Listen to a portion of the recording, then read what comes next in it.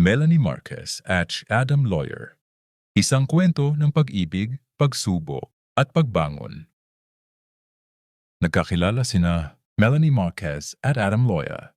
Noong unang bahagi ng 2000, at na naging isang love story na pinagdaanan ng maraming pagsubok mula sa simpleng pagkakakilala hanggang sa pagiging mag-asawa at pagiging magulang sa dalawang anak, Adam Jr. at Abraham. Sa simula, ang relasyon nila ay tila perpekto.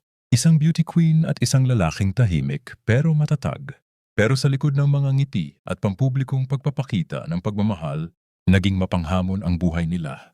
Ayon kay Melanie, nagsimula ang mga problema ng magkaroon ng financial at emotional strain at kalaunan, lumala ito sa physical abuse, kasama na ang mga insidente ng pananakit, pagtutok ng baril, at maging pag-abduct at paglagay sa mental hospital.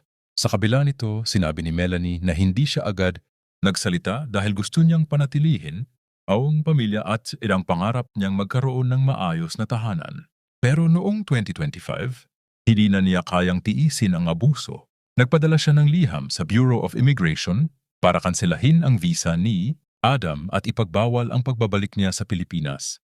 Kasalukuyan siyang naghahanda ng divorce at naglalayong protektahan ang sarili at ang kanyang mga anak. Kasahuli, ang love story ni na Melanie at Adam ay hindi isang kwento ng pagwawakas, gutruno fapong emabush, na kahit ang kapagkaibig sa'y maaring masaktan, ang tunay na lakas ay nasa pagpili ng sarili mong kapayapaan.